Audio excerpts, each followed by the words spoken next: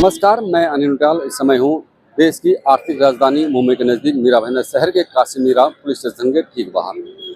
यहाँ पर कुछ लोग आए हैं और ये कहा जा रहा है कि इन लोगों के साथ में कोई बहुत बड़ा फ्रॉड हुआ है और ये इन लोगों को किसी कंपनी के द्वारा ये कहा जाता था कि यहाँ पर गाड़ी का इन्वेस्टमेंट करो और उसके एवज में आपको 50 से 60 हज़ार रुपये मिलेंगे। तमाम लोगों ने गाड़ी इन्वेस्टमेंट की, किसी ने अपने लोन लेके की और दूसरा अगर किसी का लोन या किसी का सिविल अगर बराबर नहीं है तो कंपनी अपने नाम पर गाड़ियां बुक करती थी और इन लोगों को पैसा देने का वादा करती थी। जब कंपनी ने कुछ समय तक पैसा दिया तब तक वो सब ठीक ठाक चल रहा था, लेकिन उसके बाद जब कंपनी ने इनका जो मुआवजा है, जो फ़ायदा है, जो पैसा की जो बात हुई होगी, जो डील हुई होगी, वो देना बंद किया तो लोग परेशान हो गए और आज काशीमीरा पुलिस स्टेशन में आ खड़े हुए। हमने तमाम लोगों से बात करने की कोशिश की, कोई भी लोग हमसे बात करने को तैयार इसलिए नहीं क्योंकि इन लोगों का एक बड़ा इन्वेस्टमेंट यहाँ पर लगा हुआ है, उस कंपनी में लगा हुआ है। इन लोगों के लिए जो कंपनी जो हमने बात की, इन लोगों का जो कहना है कि कंपनी ने एक गाड़ी उसका एक डाउन पेमेंट होता है तकरीबन 3 से 5 लाख, वो कंपनी को देना पड़ता था। उसके बाद कंपनी लोन निकाल कर गाड़ी किराए पर लगाती थी और उन लोगों के लिए वादा ये करती थी कि भाई आपको 50 से 60 हज़ार रुपये महीने का मिलेगा। दूसरा उनके लिए एक ऑप्शन और था कि अगर आपका सिविल खराब है तो कंपनी अपने नाम पर लोन निकालेगी, गाड़ी बुक करेगी और गाड़ी सुचारू रूप से जहां चलाना हो चलाएगी, लेकिन इनको थोड़ा सा कम मुआवजा मिलेगा। लेकिन दोनों चीज़ें सामने जब आई कि दोनों को मुआवजा मिलना बंद हुआ तो अब लोग परेशान हो गए और वो लोग सीधा काशीमीरा पुलिस स्टेशन में मामला दर्ज करने के लिए आए हुए हैं। अब देखने वाली बात ये होगी कि लोग किस प्रकार से अपना मामला दर्ज करते हैं, किस प्रकार से अपनी शिकायतें पुलिस स्टेशन में रखते हैं। लेकिन साथ साथ में हमारे साथ हम तमाम पत्रकार लोग यहाँ पर आए हुए हैं। हमारे साथ हमारे वरिष्ठ पत्रकार प्रेम जी हैं। प्रेम जी, ये बताइए कि आपने भी यहाँ पर लोगों से बात की होगी कि एक घोटाला, जो एक बहुत बड़ा घोटाला माना जा रहा है, क्योंकि वसई विरार और मीरा भाईंदर शहर को लेकर तकरीबन 1000 गाड़ियों लोगों ने बुक की हुई हैं। लोगों ने जब गाड़ियाँ बुक की तो उसके बाद कहीं ना कहीं कि भाई कुछ एक लोभ होता है कि हमें कुछ जो कंपनी ने डील की होगी पैसा उनको मिलना था, लेकिन नहीं मिल रहा है। अब लोग यहाँ पर आने लगे हैं, तो आपने लोगों से बात की तो क्या लोगों ने आपसे कहा? देखिए, अभी तक मोटा मोटी ये समझ में आया कि एक तरीके की पॉन्जी स्कीम है। इन्वेस्टमेंट के नाम पर इन्होंने लोगों से पैसे लगवाए और इन्होंने एक ही गाड़ी का चेचिस नंबर जो है कई लोगों को दे दिया और सबको बताया कि ये गाड़ी आपकी है। मतलब इसमें ऐसा है कि इन्होंने लोगों से कहा कि भाई हम आपके नाम पे गाड़ी लगाएंगे, ये गाड़ी कॉल सेंटर में, ये गाड़ी एयरपोर्ट में चलेगी और वहाँ से जो मुनाफा होगा वो आपको मिलेगा। मतलब 50 से 60 हज़ार रुपये और उससे ज़्यादा भी अमाउंट फिक्स रूप से देने का इन्होंने वादा किया लोगों से। लेकिन अब ऐसा पता चल रहा है कि कुछ 1-2 महीने किस्त मिलने के बाद में अब ये कंपनी भाग गई है और इन्हें अब कुछ नहीं मिल रहा है।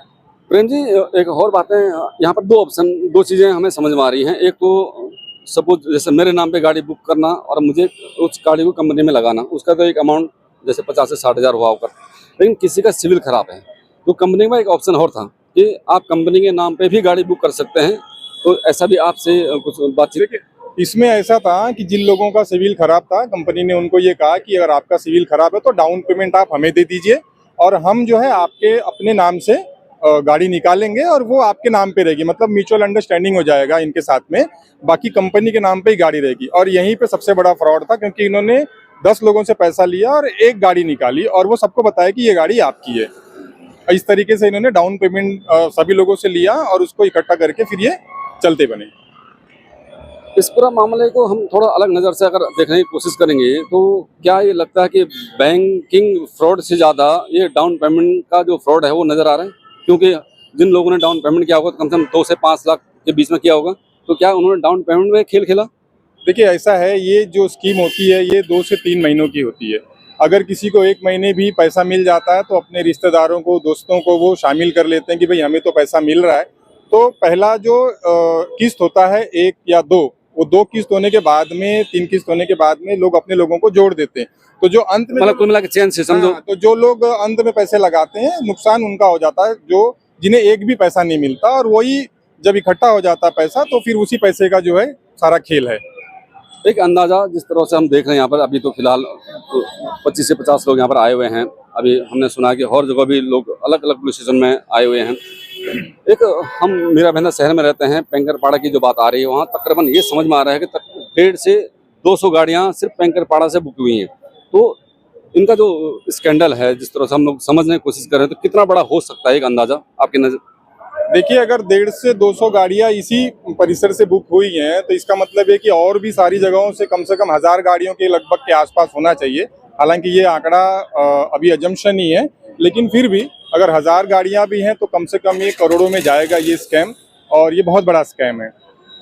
देखिए, ये हमारे वरिष्ठ पत्रकार प्रेम जी थे, उनसे हमने समझने की कोशिश की, क्योंकि हम एक न्यूज़ को कवर कर रहे हैं, क्योंकि बाकी लोग जो कहने को तैयार नहीं है, लेकिन हम एक पत्रकार के रूप में हम एक अंदाज़ा लगा सकते हैं कि भाई अगर कोई स्कैंडल होता है तो उसकी शुरुआत कहाँ से होती है और कहाँ तक वो स्कैंडल जा सकता है। यहाँ पर शुरुआती दौर में ये मालूम पड़ा है कि एक छोटे से इलाके से अगर 100 से 150 गाड़ियाँ अगर कोई बुक करते हैं, उससे अगर बिजनेस हो रहे हैं और उन लोगों को उनका जो मेहनताना है, जो कंपनी ने डिसाइड किया होगा, जो पैसा देने की बात की होगी, अगर उनको नहीं मिल रहा है, तो आप सोचिए कि मीरा भाईंदर शहर से हटकर अगर हम बात करें पूरे महाराष्ट्र में, और हो सके ये स्कैंडल महाराष्ट्र से बाहर भी लोग चला रहे होंगे। अब देखने वाली बात ये होगी कि काशीमीरा पुलिस स्टेशन किस प्रकार से इस मामला को अपने संज्ञान में लेती है, मीरा भाईंदर उसे विरार पुलिस किस प्रकार से इस पूरे मामले को अपने संज्ञान में लेती है, और किस प्रकार से ये स्कैंडल सामने आता है, ये देखने वाली बात होगी।